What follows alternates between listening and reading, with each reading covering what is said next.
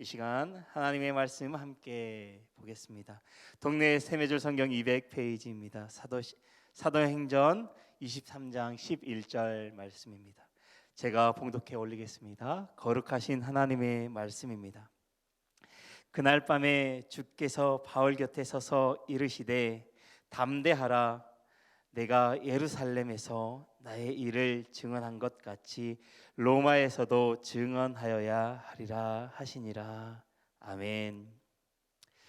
여러분, 위기 속에 기회가 있다라고 하는 이야기 다들 아시지요? 이 위기란 위험과 기회가 합쳐진 이야기입니다. 여러분들은 살아가시면서 아마도 어려움을 당한 일들이 많이 있을 것입니다. 그런데 그 어려움 뒤에는 반드시 기회가 있다라는 사실이지요. 여러분 한 번쯤은 다 경험해 보셨을 것입니다. 우리 모두가 그것들을 경험하게 되어지는데, 제가 오늘 이 말씀을 묵상하면서 바로 이러한 이 이야기가 기억이 났습니다. 이 위기 속에 기회가 있다. 여러분, 바울은 전도 여행을 하며 예루살렘에 돌아왔을 때 그가 붙잡힐 것을 알게 되었습니다. 그가 예루살렘에 돌아와서 결국에는 유대인들에 의해 붙잡히게 되었죠. 유대인들의 박해를 받던 이 바울은 천부장에 의해서 산헤드린 공회 앞에 서게 되었습니다. 왜 그가 산헤드린 공회 앞에 서게 되었냐라고 하면 그는 로마인이었기 때문이었습니다. 당시 로마법에 의하면 로마 시민은 정식적인 고소인이 없이는 재판을 할 수가 없었습니다. 그래서 천부장은 바울이 로마인이다라는 이야기를 듣고 바울이 로마의 시민권을 가졌다라고 하는 사실을 알고 유대인들이 바울이 고발하는 내용의 진상을 파악하고자 그를 산헤드린 공회를 소집하게 되었습니다. 여러분, 우리가 잘 알고 있듯이 이 산헤드린 공회는 71명의 유대인의 지도자들로 구성된 유대인 최고의 의결 기관이었습니다. 우리로 이야기하면 아마 대법원쯤 되겠죠. 그런데 그곳의 의장이 바로 대제사장이었습니다. 바울이 바로 이곳에 서게 된 것이죠. 바울이 공회원들 앞에 서 있을 때에 오늘 23절 1절 말씀에는 이렇게 기록하고 있습니다. 바울이 공회를 주목하여 이르되 여러분 형제들아, 오늘까지 나는 범사의 양심을 따라 하나님을 섬겼노라 라고 말씀하고 있습니다. 바울이 공회원들 앞에 서 있을 때 산헤드린 공회가 바울을 주목한 것이 아니라 바울이 산헤드린 공회를 주목하고 있다라고 이야기하고 있습니다. 왜 그럴까요? 바울이 보기에는 그들은 하나님을 잘 믿는다라고 말하면서도 하나님을 완전히 잃어버린 불쌍하고 미련하고 불쌍한 이들이었기 때문입니다. 그들이 하나님을 회복해야 하는 형제들이었기 때문에 바울이 공회를 주목하였다라고 기록하고 있습니다. 여러분, 바울은 이 자리에 서 있었지만 결단코 위축되지 않았습니다. 오히려 자신을 신문하는 자들을 가엾게 여기는 마음을 가지고 자신에 대해서 변론하고 있습니다. 유대인들이 왜 바울을 고소했나요? 그들은 바울이 율법을 모독하고 신성을 모독했다라는 이유로 그를 고발했습니다. 산헤드린 공회 앞에서. 그런데 바울은 그 산헤드린 공회 앞에서 지금까지 하나님 앞에서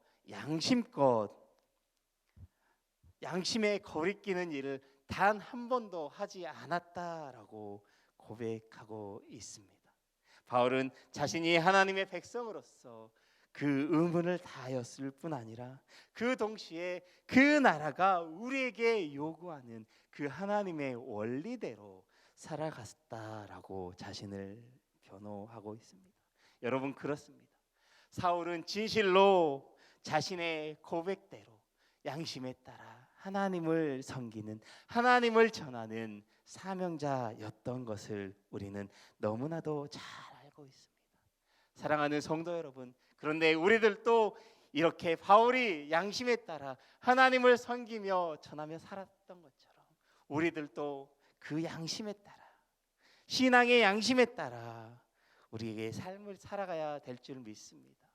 그리고 우리가 주변을 돌아보며 아직도 하나님을 알지 못하는 이들을 불쌍히 여기며 가엾게 여기며 살아가야 될 줄 믿습니다. 그리고 그들에게 더욱이 우리가 알고 있는 예수 그리스도를 전하며 살아가시기를 주님의 이름으로 축복합니다. 여러분, 이 양심에 따라 살아가던 이 바울이 얼마나 많은 환난을 당하였는지는 우리가 이미 앞에 성경 묵상한 말씀들을 통해서 잘 알고 있습니다.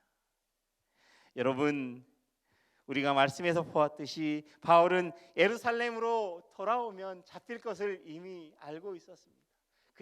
그리고 그가 잡혀서 얼마나 많은 환난과 고통을 당해야만 했습니까? 그는 대장을 맞기도 했고요, 이렇게 로마 군인에게 넘겨지기도 했고요, 그가 이 공회 앞에서 자신을 변호하다가 아나니아에 의해 자신의 입이 막히는, 두들겨 맞는 일까지도 겪게 되었습니다. 여러분, 보통 일반 사람이라고 한다면 이런 상황이 자기에게 다가왔을 때 어떠할까요? 아마 보통 사람이라면 기가 죽고 의기소침하게 될 것입니다. 아마 주눅이 들어서 더 이상 아무것도 하지 않게 될 것입니다. 아마 모든 일을, 자신의 일을 포기하게 될지도 모르겠습니다. 여러분, 아마 바울도 어떻게 보면 이런 상황이지 않았겠습니까? 이런 마음이 들지 않았을까요?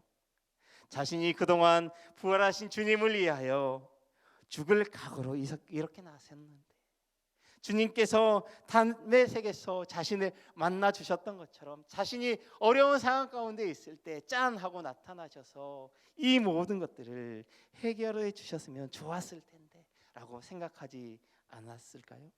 그런데 예수님은 그때에 나타나지 않으셨습니다. 그런데 그 문제들이 어느 정도 일단락 되어지고 나서 예수님은 그 바울에게 찾아오셨다라는 사실입니다. 여러분, 오늘 말씀 11절에 이렇게 기록하고 있습니다. 여러분, 이 모든 문제들이 다 해결되어지고 난 후에 그날 밤에 주께서 바울 곁에 서서 이르시되 담대하라, 내가 예루살렘에서 나의 일을 증언한 것 같이 로마에서도 증언하여야 하리라 하시니라. 아멘. 여러분, 바울이 공회원 앞에 서서 그들 앞에서 열심히 논쟁할 때에는 하나님이 나타나지 않으셨지만 그날 밤에 하나님께서 그에게 찾아오셨습니다. 이제는 죽을지도 모르는 그러한 상황 가운데 놓여 있는 바울에게 하나님께서 찾아오셔서 그에게 제일 먼저 하신 말씀이 있습니다. 바로 담대하라라고 하는 위로였습니다. 담대하라라고 하는 격려였습니다. 이 말을 조금 더 과장되게 표현한다면 아마 이런 말이 아닐까 싶습니다. 사랑하는 바울아, 내가 너의 수고를 다 안다. 그러니 두려워하지 말고 담대하게 나아가거라 라고 아마 주님께서는 이렇게 따뜻하게 바울을 격려하고 위로하지 않았을까 싶습니다. 여러분, 그렇기에 바울은 이 위로와 이 격려가 있었기에 로마에 갈 때까지 수많은 고난과 역경이 있었지만 그 가운데에서도 용기 잃지 않고 담대하게 나가게 될 수 있었는 줄 믿습니다. 여러분, 우리도 이렇게 신앙의 양심을 따라 신앙생활하다 보면 우리가 감당하기 힘든 상황 가운데 놓이게 될 때가 참으로 많습니다. 그런데 그때에 하나님께서 우리를 찾아온다는 사실을 잊지 않으셨으면 좋겠습니다. 우리가 그 어려운 상황 가운데에 낭망하여 넘어져 있을 때에, 서 있지 못할 때에 우리를 찾아와셔서 이렇게 위로하고 격려하실 줄 믿습니다. 바울에게 말씀하셨던 것처럼 사랑하는 내 딸아, 사랑하는 내 아들아, 많이 힘들었지. 내가 너의 수고를 다 안다. 어떤 상황이 너의 앞에 펼쳐질지라도 용기 잃지 말고 담대하게 믿음의 길을 걸어가라 라고 우리에게 말씀하실 줄 믿습니다. 여러분, 아마 지금 이 시간에도 우리 각자에게 그렇게 말씀하고 있는 줄 믿습니다. 이 위로와 격려를 붙잡고 믿음의 길을 걸어가시길 바랍니다. 이렇게 우리가 이 하나님의 말씀을 붙들고 걸어갈 때에 우리를 하나님의 계획하심으로 인도하여 주실 줄 믿습니다. 여러분, 사랑하는 말씀상 공동체 성도 여러분, 우리가 힘들고 어려운 상황 가운데 놓여 있는 분들이 여전히 있는 줄 압니다. 그렇지만 너무나 좌절하거나 낭망하지 마십시오. 어려움 중에서 주님께서 이 시간 우리에게 찾아오셔서 함께 하여 주실 것입니다. 따뜻한 음성으로 위로하여 주시고 격려하여 주실 것입니다. 여러분, 하나님께서는 위로와 격려뿐 아니라 또한 더 나아가 우리에게 새로운 비전도 허락하여 주실 줄 믿습니다. 하나님께서 바울에게 찾아오셔서 위로뿐만 아니라 예루살렘에서 나의 일을 증언한 것 같이 로마에서도 증언하여야 하리라 라고 비전을 주신 것처럼 우리를 격려할 뿐 아니라 더 나아가 우리가 살아갈 수 있는 삶의 원동력에 비전의 말씀을 또한 허락하신다라는 사실을 기억하셨으면 좋겠습니다. 그래서 우리가 날마다 이 하나님의 말씀을 기억하며 붙들고 나아가셨으면 좋겠습니다. 그래서 그리스도인으로서 우리가 사명자로서 그 믿음의 길을 담대하게 감당할 수 있기를 주님의 이름으로 축복합니다. 이 시간 다 함께 기도하겠습니다. 사랑과 은혜의 하나님, 환난 중에 있는 바울에게 주님께서 찾아오셔서 위로하여 주시고 격려하여 주셨습니다. 그리고 더 나아가 로마로 나아갈 수 있는 비전을 주셨습니다. 그 주님께서 주신 그 비전을 붙들고 담대하게 그 믿음의 길을 걸어갔던 바울처럼 우리 이 시간 또 어려움 중에 있는 우리 성도들을 하나님 찾아와 주시기를 간절히 원합니다. 주님께서 이 시간 찾아오셔서 위로하시고 격려하시고 우리가 삶을 살아갈 수 있는 원동력인 하나님의 비전을 우리 가운데 허락하여 주시옵소서. 하나님, 우리가 오늘 하루도 살아갈 때에 그 하나님의 말씀을 붙들고 담대하게 세상 가운데 그리스도인으로서 승리할 수 있도록 저희들을 붙들어 주시고 인도하여 주시옵소서. 오늘도 우리를 인도하여 주시고 동행하여 주실 것을 믿으며 우리 구주 예수님의 이름으로 기도드립니다. 아멘. 이 시간 다음과 같은 기도의 제목으로 함께 기도드리겠습니다. 지금 들은 말씀이 내 삶으로 이어지게 하옵소서. 동네 세매줄 소그룹 말씀 묵상을 통해 하나님의 은혜를 충만하게 경험하고 거룩함에 힘쓰는 말씀삼 공동체가 되게 하옵소서. 말씀 묵상의 길입니다 라는 말씀을 붙잡고 승리하는 2023년 되게 하소서. 담임 목사님과 함께하는 직분자 훈련 및 동네 세매줄 성경 말씀 묵상 소그룹 인도자 훈련을 통해 교회에 꼭 필요한 하나님의 귀한 일꾼들이 세워지게 하소서. 육체의 질병과 마음의 질병으로 아파하는 환우들을 치료의 손으로 어루만지시고 회복시켜 주옵소서. 지진으로 인해 큰 피해를 입은 시리아와 터키를 긍휼히 여기사 위로해 주시고 속히 회복되게 하옵소서.